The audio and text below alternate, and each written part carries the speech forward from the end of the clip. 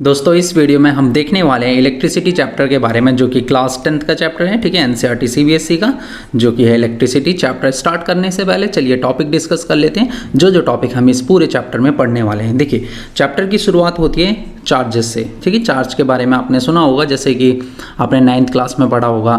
ठीक है, दो टाइप के चार्ज होते थे, पॉजिटिव नेगेटिव, है ना। उन चार्जेस के बारे में समझेंगे, वो क्या होते हैं, ये प्रॉपर्टीज़ क्या होती हैं चार्जेस की। ठीक है, उसके बाद देखेंगे हम इलेक्ट्रिक करंट। ठीक है, इलेक्ट्रिक करंट क्या होता है, इसके यूनिट्स के बारे में जानेंगे, इलेक्ट्रिक सर्किट के बारे में, इलेक्ट्रिक पोटेंशियल डिफरेंस देखेंगे, सर्किट डायग्राम्स हैं उसके बाद। ठीक है, ओम्स लॉ जो कि काफ़ी इंपॉर्टेंट टॉपिक है, काफ़ी क्वेश्चंस जो हैं ओम्स लॉ से पूछे जाते हैं हर साल एग्जाम में, जिसमें हम factor on which resistance depends पढ़ने वाले हैं ओम्स लॉ में ही। ठीक है, किन किन चीज़ों पे रेजिस्टेंस डिपेंड करता है, जैसे कि लेंथ ऑफ कंडक्टर की लेंथ कितनी है। ठीक है, एरिया ऑफ क्रॉस सेक्शन जिसको हम थिकनेस बोलते हैं कंडक्टर की। ठीक है, और नेचर ऑफ मटेरियल्स। ठीक है, तो इस तरह से हम जो है ये ओम्स लॉ में ये सारे टॉपिक पढ़ेंगे। ठीक है, चलिए देखते हैं आगे नेक्स्ट टॉपिक रेजिस्टेंस पढ़ेंगे हम। इसी रेजिस्टेंस के बारे में आगे कॉम्बिनेशन देखेंगे कि किस तरह से रेजिस्टेंस को कनेक्ट किया जाता है। ठीक है, और रेजिस्टेंस क्या होता है।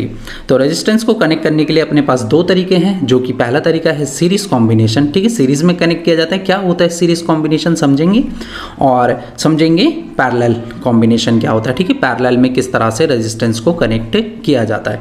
चलिए देखते हैं आगे। Heating effect of electric current देखेंगे अगला टॉपिक, है ना।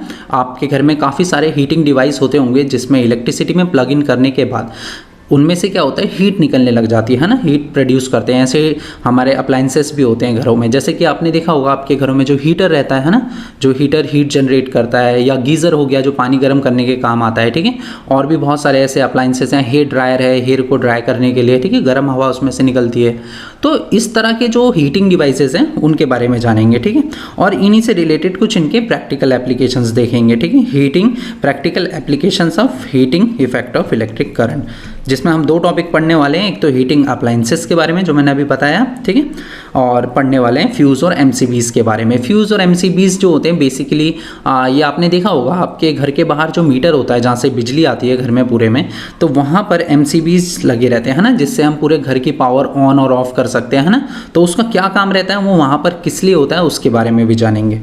नेक्स्ट टॉपिक देखेंगे इलेक्ट्रिक पावर। इलेक्ट्रिक पावर में हम पढ़ने वाले हैं कमर्शियल यूनिट के बारे में। कमर्शियल यूनिट वो यूनिट होती है जो कोई भी इलेक्ट्रिसिटी जो हमारे घरों में आती है उसके बाद उसका बिल आता है। ठीक है, तो वो बिल किस तरह से बनता है, कमर्शियल यूनिट क्या होती है, और कौन कौन से अप्लायंसेस से कितना कितना बिल आ सकता है। ठीक है, कितने पावर का है और कितना बिल जनरेट कर सकता है, उसके बारे में डिस्कस करने वाले हैं इस चैप्टर में। देखिए, एक तो ये चैप्टर अगर आप ध्यान से देखें ना, तो इसमें हमारे जो डेली लाइफ में हम चीज़ें अपने घरों में देखते हैं ना, इलेक्ट्रिकल अप्लायंसेस देखते हैं, बेसिकली उसके बारे में है। तो इसे पढ़ना भी जरूरी है, इन चीज़ों को समझना भी जरूरी है। ठीक है दोस्तों, अगर आपको ये वीडियो अच्छा लगा, चैनल को सब्सक्राइब करें, बेल आइकन का बटन दबाएं और इसे अपने दोस्तों के साथ भी शेयर